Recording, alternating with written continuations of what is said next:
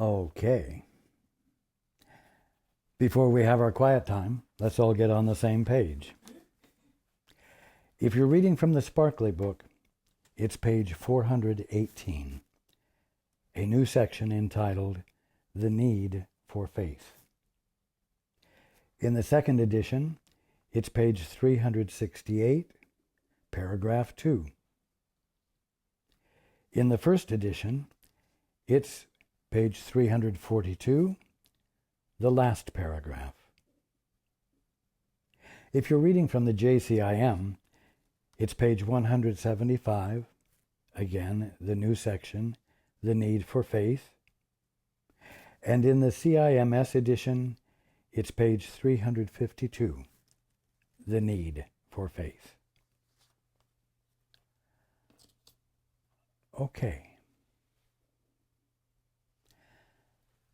Let's take a few moments to be quiet together.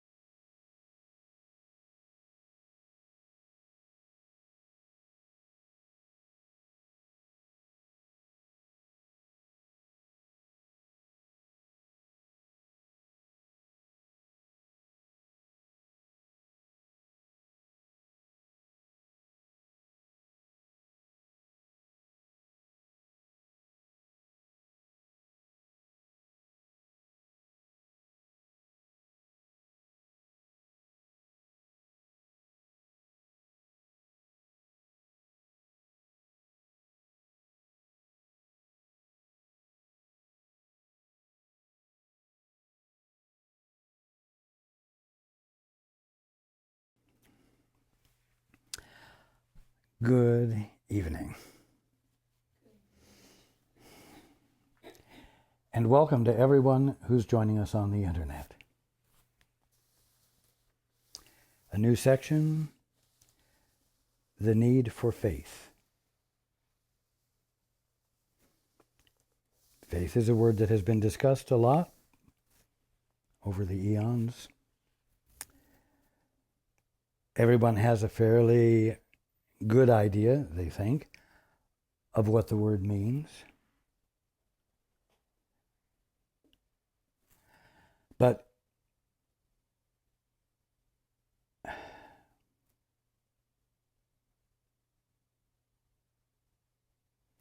we're talking about a very specific definition of faith, a very specific meaning of faith. You know the phrase, being painted into a corner. In a way, the Course, or any truly spiritual system, if it is truly valuable, paints its followers into a corner, moves everyone into a place where there are no alternatives. Nothing is wishy-washy. You're faced with one choice.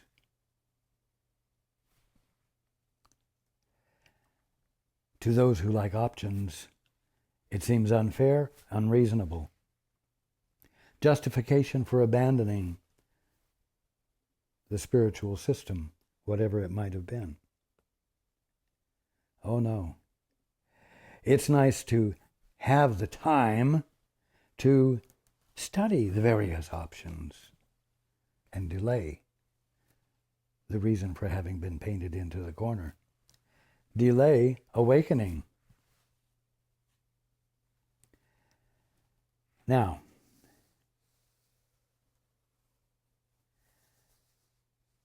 faith and faithlessness are inseparable from the act and state of joining with your Father, reuniting with your Father, taking a stand of union in which you acknowledge and accept the fact fully that you are the holy son or daughter of God, and not the pissant mortal you've claimed you were, you thought you were taught you were, and which you've been committed to for indefinite periods of time.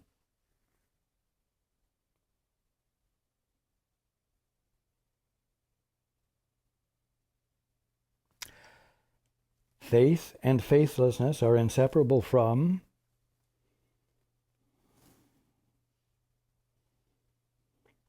the two-step, the practice of the holy instant, and the act of divorce that everyone has engaged in, divorce from your Father.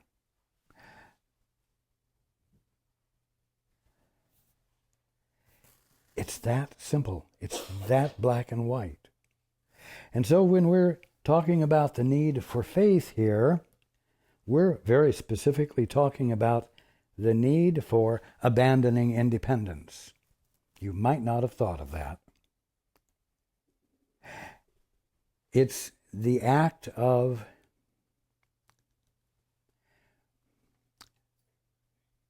repairing a rift that you tried to imagine you made when you couldn't. It's the reuniting of what never could have been separated.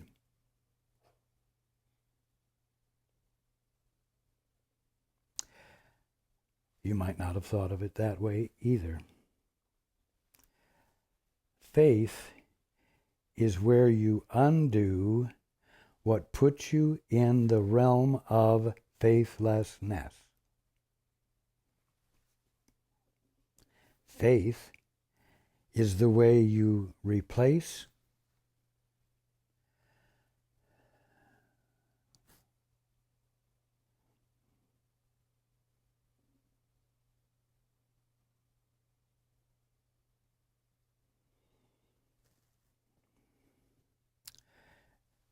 the valuing of the idea of emancipation from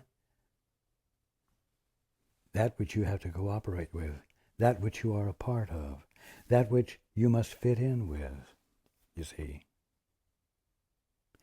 Faith is the way you undo the act of independence, of claiming independence, and behaving as though you have succeeded.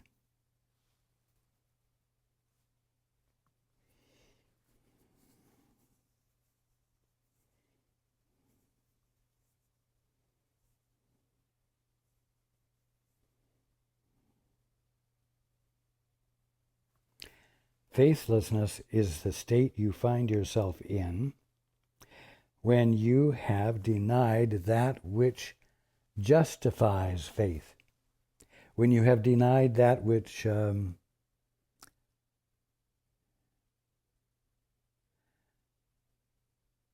justifies the, I'm going to say, dullness of being whole, in place of the excitement of being part, the excitement of being ungrounded, the excitement of being disconnected from stability. Faithlessness is the state of being called orphanhood. Faithlessness is the state of being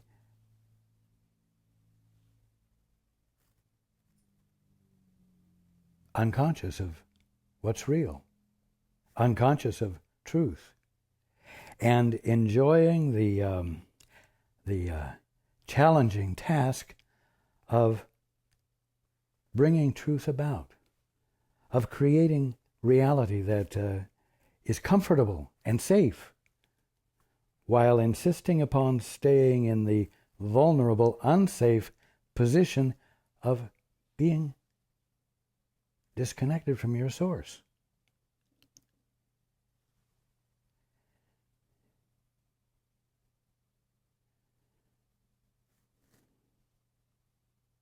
Joined equals faith. Divorced, unjoined, equals faithlessness. In the unjoined place, the only thing you can have faith in is yourself. And you do stay in that place because you find that stimulating and satisfying. But nevertheless, all the time that you're living your life, unjoined with your source and unconscious of who you are as that which can be joined with a source that makes you real, you are in a constant state of faithlessness. Important to understand. Important to contemplate what I'm saying, because it might not be easy to fully grasp it and let yourself into it. But if this is not understood, then we will continue to need a section in this book called The Need for Faith. It's time to move beyond the need for faith. It's time to move beyond the need to practice the two-step. It's time to move beyond the need to engage in the holy instant. The holy instant is a transitionary point. That place where, once you have moved over it, you know who you are. There is no doubt.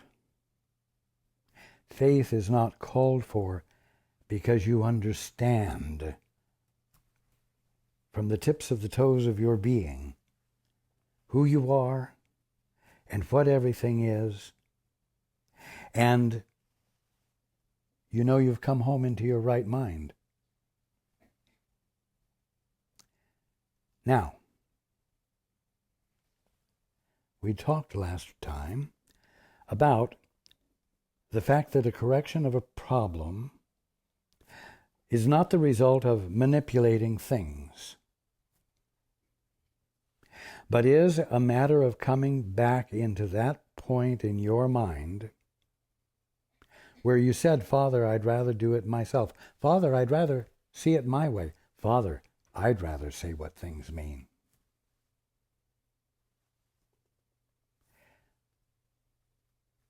And at that point, creating an illusion, a delusion, which you were willing to shift your attention and commitment and belief to. Therefore, the correction of a problem is never with the results of that decision. The correction of the problem is always coming back to that place where you said, Father, I would rather do it myself. Father, I would rather give the definitions to everything. And in that spot, abandon your commitment to your best judgments.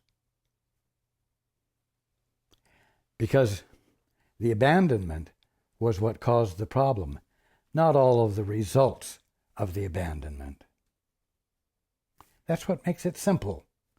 Either you are joined or you're unjoined. Either you are practicing faith or you're practicing faithlessness. It doesn't matter what the faith is in. It doesn't matter what the faithlessness is in. It matters whether you're practicing faithlessness or faith. It matters whether you're insisting on living in the middle of the kingdom of heaven as though it's a material world and universe, as a thing, an object that came into existence by happenstance.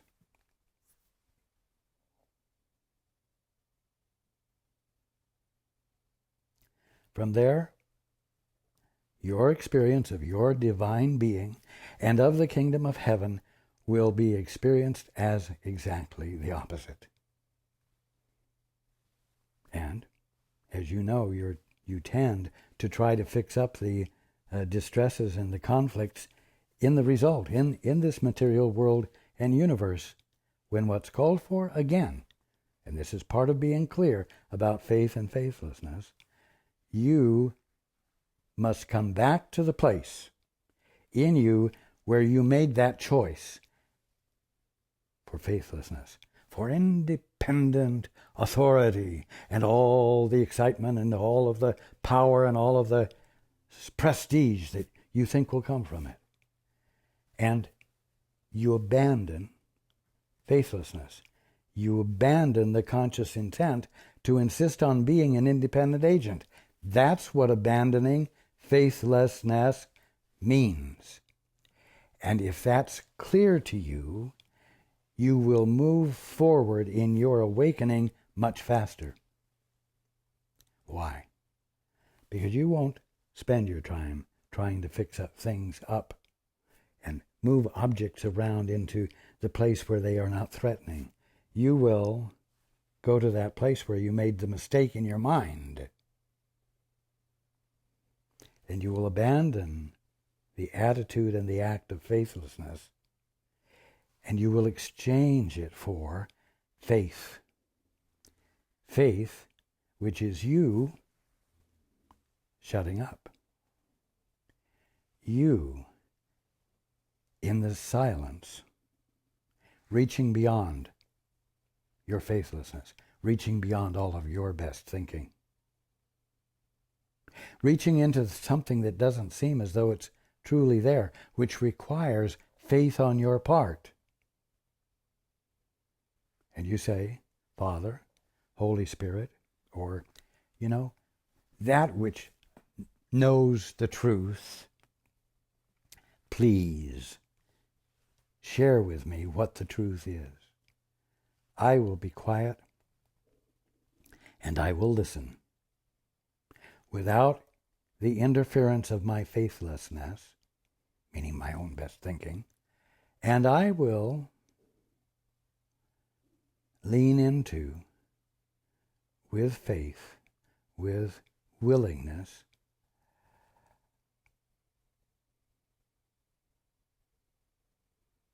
that which created me, that which loves me, that which holds nothing back of what it is from me, his expression. And I will stay in this state of quiet inquisitiveness and willingness to hear until I hear, until I learn the truth. That's faith. But more than that, when you are willing to stay in that place, and not take over again, not take charge again, and the truth is revealed to you, it changes entirely the way you experience what you had been calling a material world and universe and mortal men, mortals. It will change the way you're seeing everything.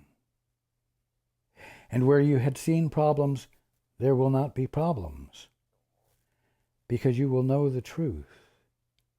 And your utter peace in the presence of what had been called the material world and universe, which you're able to be peaceful in because it's clear to you that it's the kingdom of heaven,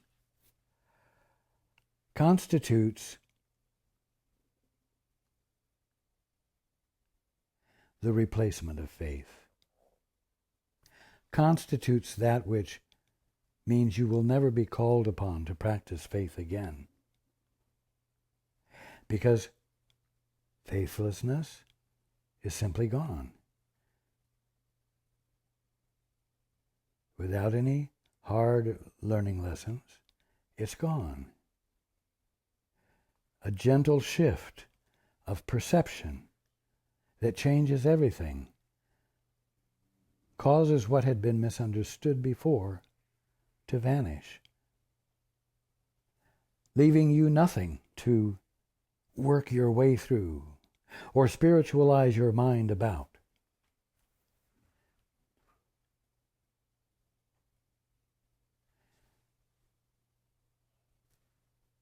One could say that healing will have occurred. Those who are the beneficiary of the clarity that has come to you by virtue of your practicing faith rather than faithlessness will say, a miracle has happened. That which they weren't expecting will occur, and it will cause their curiosity to blossom, to emerge, accompanied by a confidence and a positive expectation that they can't really justify, but everything that's catching their attention, manifesting healing, will bring that confidence into play where they would ordinarily have been frightened. Now, let's go into the book. There is no problem in any situation that faith will not solve. Ooh. I'm sure, aside from what I've just shared, that every one of you can look at your relationships or your life and see that there are situations that faith will not solve. Situations that no matter how much positive thinking you use and how consistently you expect the best of your lover or your neighbor or your friend, it's not going to make any difference. Faith in your fellow man won't do anything. That's the fear, that's the confidence. But the way you're using the word faith causes you to feel that way. It justifies it because you're saying, no matter how much faith I have, no matter how much faith I generate from this orphan that I think I am,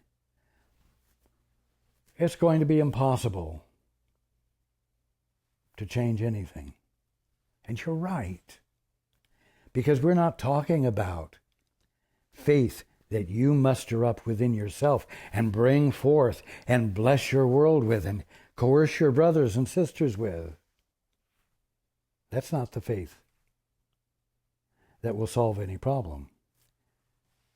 There is no problem in any situation that you're engaging in the holy instant will not solve. That you're engaging in the abandonment of your independence and saying, Father, what is the truth here? Holy Spirit, give me the experience of the kingdom of heaven and my holy brother as they are, as they truly are. And then refrain from acting, refrain from taking steps that don't arise out of an influx of inspiration of truth that comes to you as a result of your asking and refraining from acting until you get the answer. There is no problem in any situation that kind of faith will not solve, you see? There is no shift in any aspect of the problem but will make solution impossible. There is no shift. There's no manipulation of individuals that you can make from your faithlessness, from your place of independence, from your personal authority. There is no shift in any aspect of the problem, in any manipulations you engage in, but will make solution impossible. Why?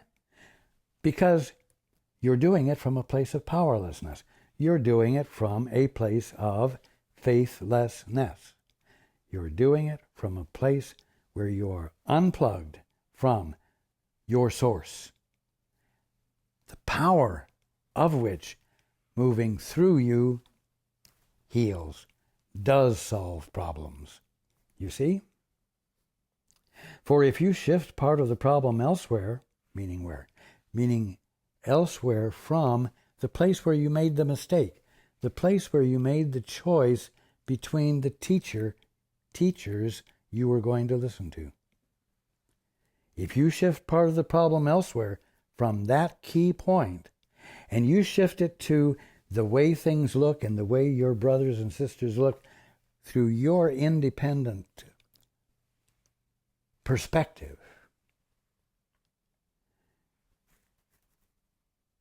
the solution will always be impossible because it will keep you bound. And it will keep you bound because you're looking at the wrong place. You're looking at the place where the problem can't be solved because it's not the place where the problem was created, which was in your decision as to which of the two teachers you were going to listen to, and you made the wrong choice. For if you shift part of the problem elsewhere, the meaning of the problem must be lost. Not only that, the meaning of the problem must be lost. And the solution to the problem is inherent in its meaning. What is the meaning of the problem? It's not what the bastard over there did to the bitch over there who then came down on you and ruined your life. No. The meaning of the problem is, before I saw the bitch and the bastard, I made a choice as to what lens I was going to look at them through, what teacher and what teaching I was going to employ in perceiving them. You see? The meaning of the problem lies in that choice. And if you don't recognize that the meaning of the problem is there, you will try to protect yourself against the bitch and the bastard. Instead of forgiving the world you're seeing by choosing not to look at it all by yourself any longer.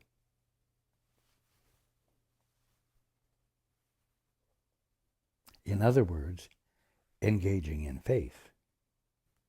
Is this beginning to make simple, clear sense?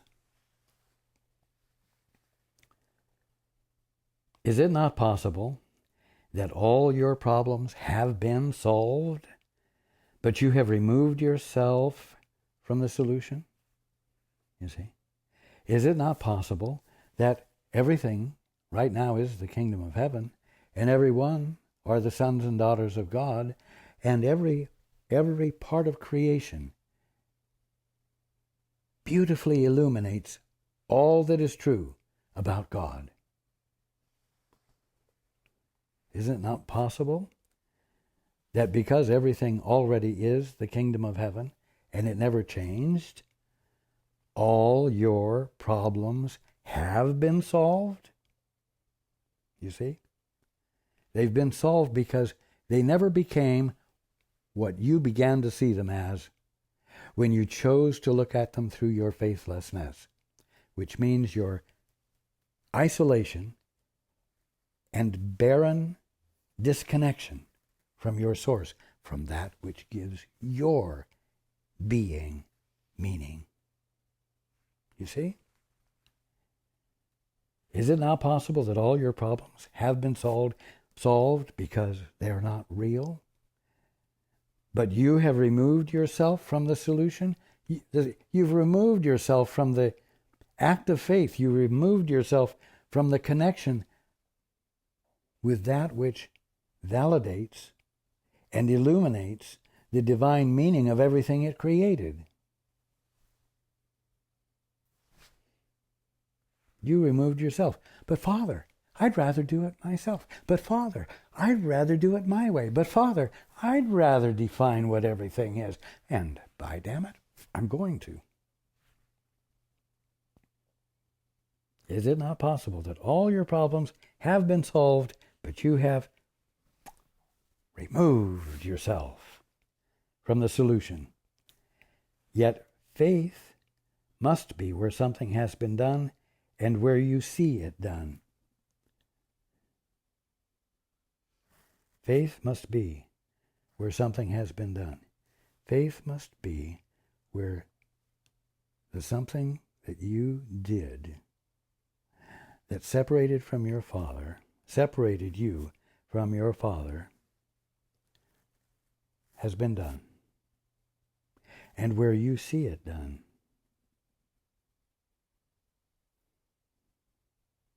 You will see it done when you reverse the choice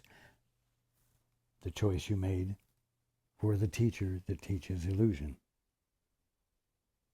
You see? A situation is a relationship. There we come back to that.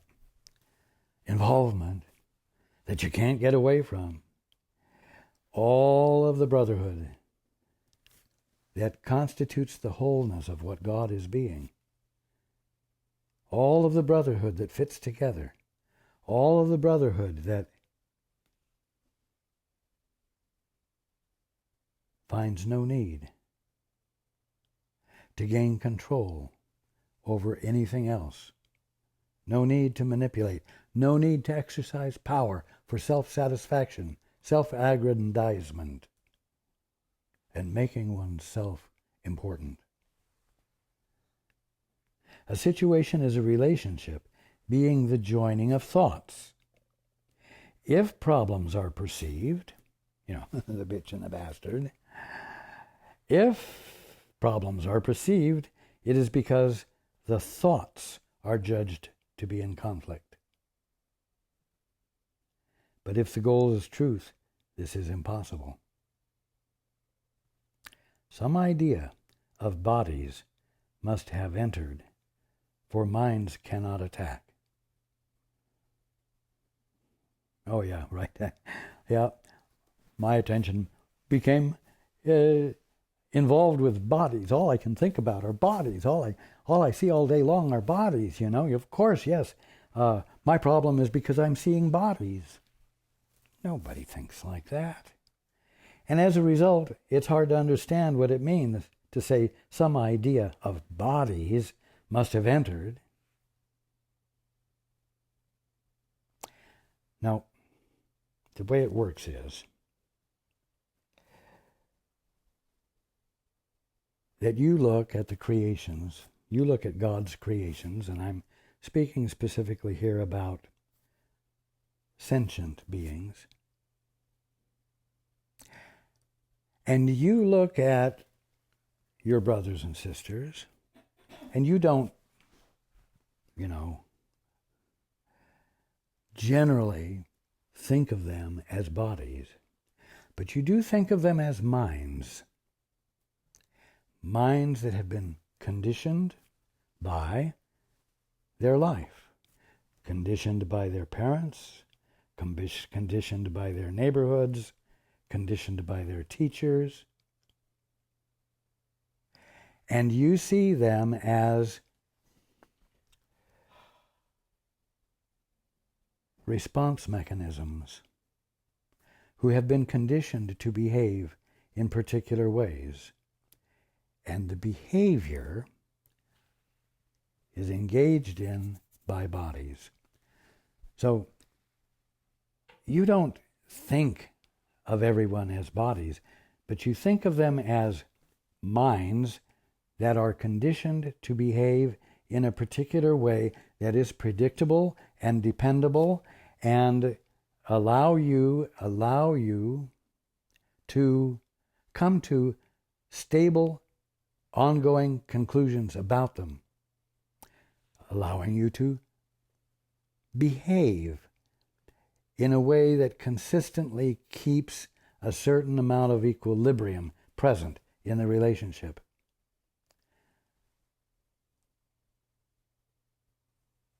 So, where does such an assessment arise from? Where does such an assessment about your fellow man come from? Well, if you're joined with the Father, such assessments would not even occur to you. They would be non-existent and completely unavailable. These assessments of your brothers and sisters arise from the unjoined place. They arise from the state of mind you find yourself in when you have abandoned your source and have been immediately faced with fear and guilt.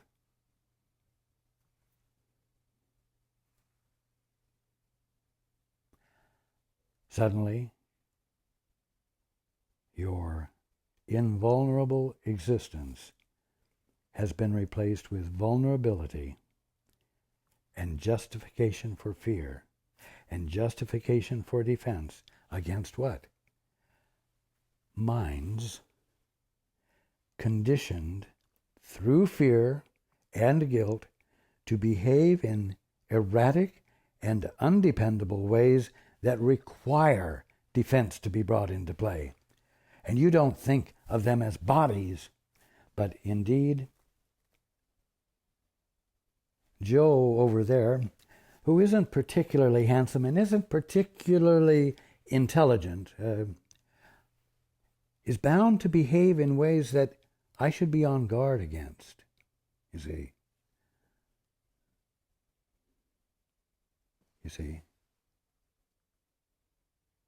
And so in that way, the thought of bodies has come into the picture. Some idea of bodies must have entered, for minds cannot attack.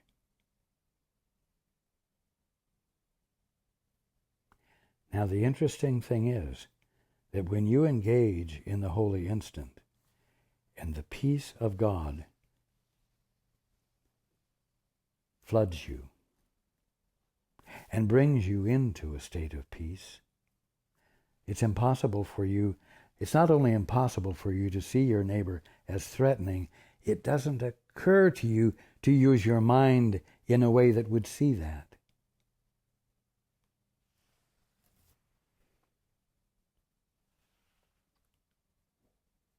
There's no sense of bodies. There's not even any sense of conditioned minds and conditioned nervous systems, you see. The thought of bodies is the sign of faithlessness. Got it? The thought of bodies is the sign of having said, Father, I'd rather see it my way. Father, I want a divorce. Father, I am emancipating myself from you and moving into a substantial, state of independence, which I'm going to be in charge of. The thought of bodies is the sign that you got a divorce from your father, and that's called faithlessness. The thought of bodies, and the key word there is thought, not bodies. The thought of bodies is the sign of faithlessness, for bodies cannot solve anything. But once you've made your assessment of this conditioned mind, and a nervous system that follows that mind, meaning a body that's going to behave according to that mind,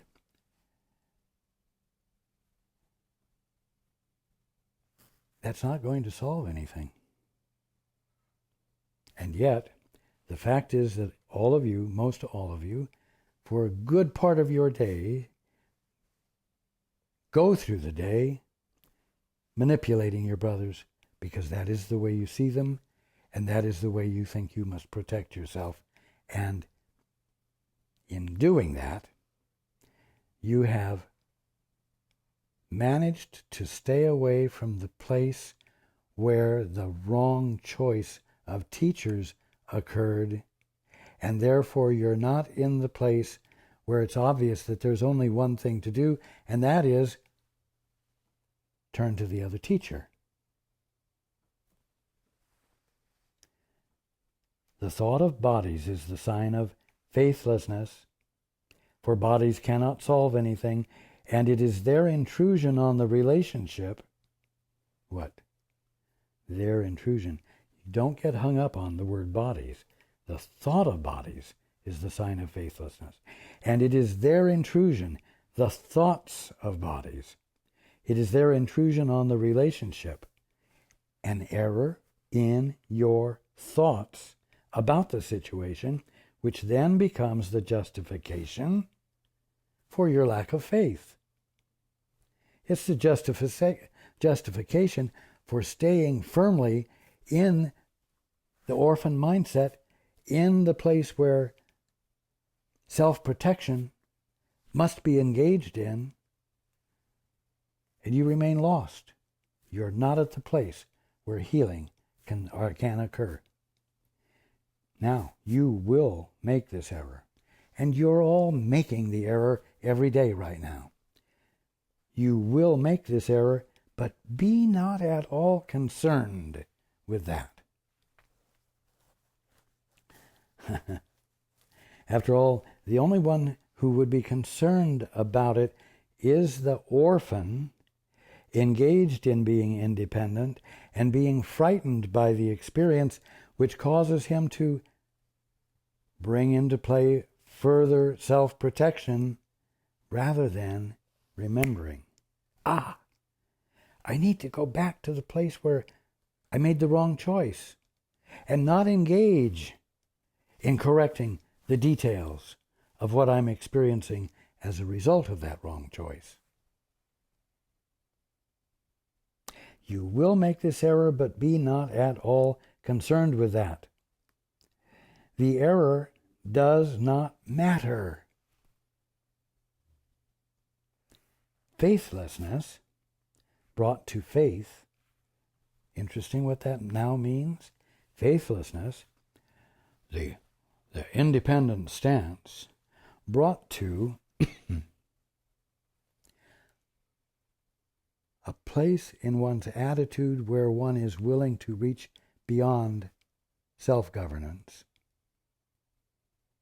and reach out to and join with something beyond it. That's faithlessness brought to faith. See? Will never interfere with truth. But faithlessness, used against truth, will always destroy faith. In other words, in your independent orphan mode, acting purposely to avoid the experience of truth, which would come from joining. Refusing to join because there is an insistence upon ongoing independence, that will always destroy faith. Not confidence you have in the good that another can do. It will destroy the faith that is the act of joining, the act of undoing the mistake of choosing for the wrong teacher.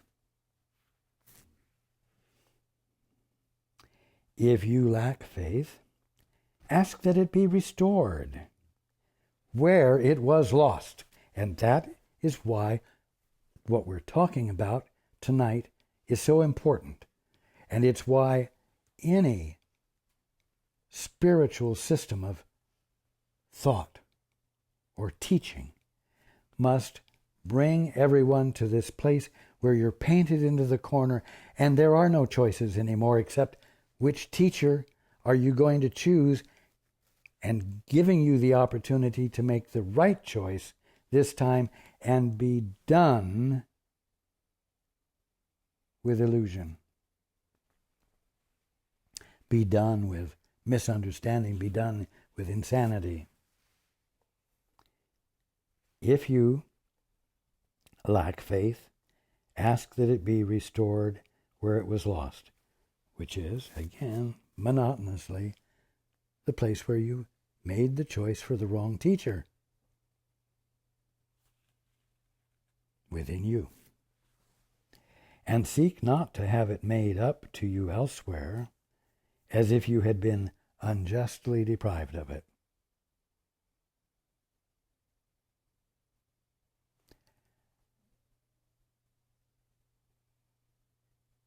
You won't have the experience of having been unjustly deprived of it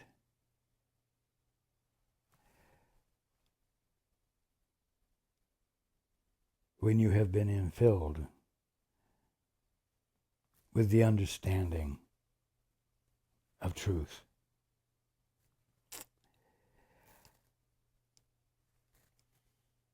And it simply won't be any part of your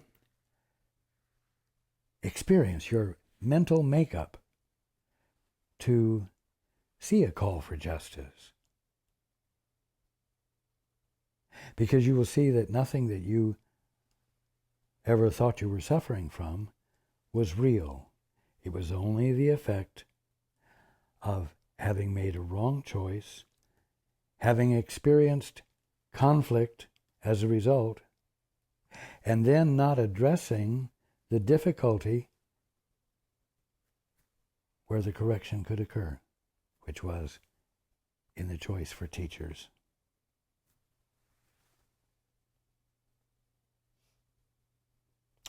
Only what you have not given can be lacking in any situation. Once again, we're at this painted into the corner simplicity. The only thing, under any circumstance, that can be lacking in any situation, which is something that you have not given, was the right choice, the choice for the right teacher. Only what you have not given can be lacking in any situation. Oh, you didn't give enough love to him. Oh, you didn't have enough patience with her. That's what was lacking. If you had given that, there wouldn't be a problem. No. Only what you have not given can be lacking in any situation. And the only thing that you can withhold in any way, shape, or form is one thing: your willingness to acknowledge your source, your willingness to acknowledge your father, mother, that which gives you definition, that which amounts to a birthright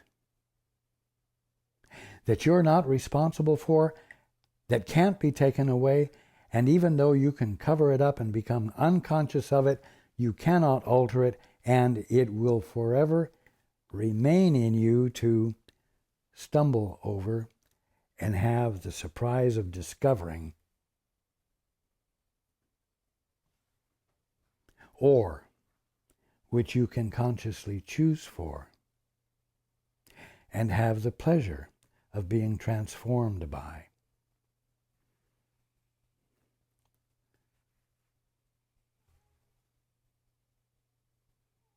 The choice for the holy instant is the choice for faith. The choice for independence is the choice for faithlessness.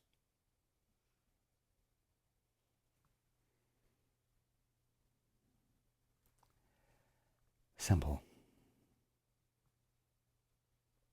Profound. Embracing it and allowing for it to be true is the way you wake up.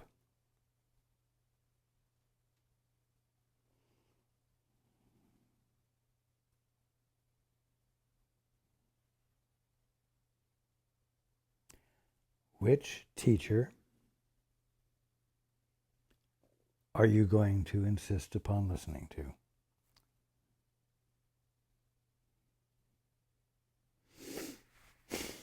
I love you all.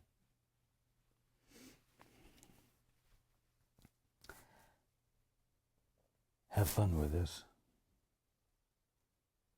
And I look forward to being with you next time.